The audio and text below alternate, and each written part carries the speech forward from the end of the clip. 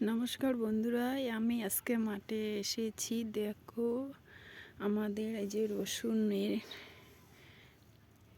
গাছ, মানে খুব ঘাস হয়েছে, তাই ঘাসগুলো আমি পরিষ্কার করতে এসেছি।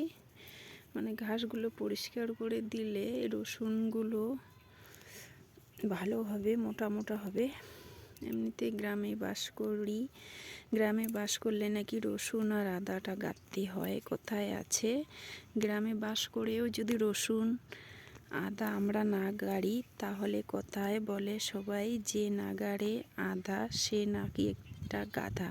গ্রামে বাস করার পরও যদি আমরা রসুন আদাটা নিজে চাষ করে না খাই তাহলে ওগুলো তো প্রচুর দাম থাকে। নিজে মানে চাষ করে গ্রামের জায়গা মানে জমি জায়গা থাকার পরেও যদি আমরা না খাই চাষ করে, তাহলে তো আমাদের এই লস, তাই না? হাত গুটিয়ে বসে থাকলে কি হবে, কষ্ট করে তো খেতেই হবে।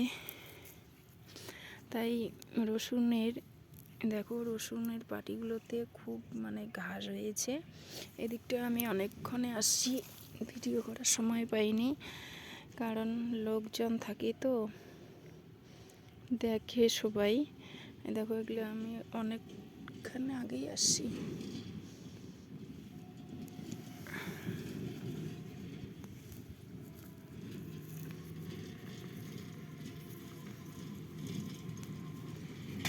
মানে রাস্তার পাশে জমিটা, এত লোকজন যায়,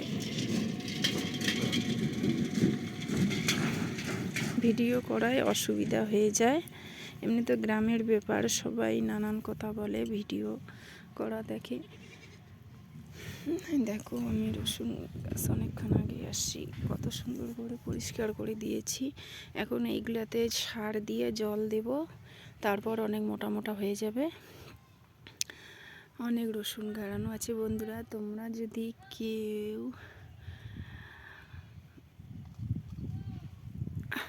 রসুনের এইভাবে রসুন বাগান করেছো তাহলে কমেন্ট করো।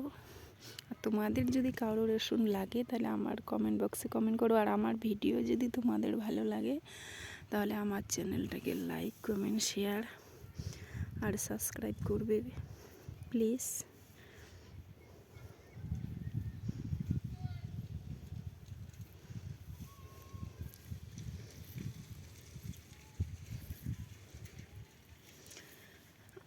আর আমি তো আগেই বলেছি, আমাদের দেখো বাড়ির পাশে, আমাদের জমির পাশে পুকুর আছে, তারপর ওইদিকে ভুট্টা গাড়ানো আছে। ভুট্টার গাছগুলো এখনও ছোট ছোট, বড় হয়নি।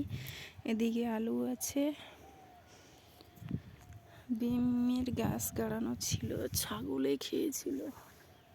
পটলের জাঙিটাকে তো ভেঙে ফেলেছিলাম, ভালো হয় পটল ভালো হয় না, তার জন্য।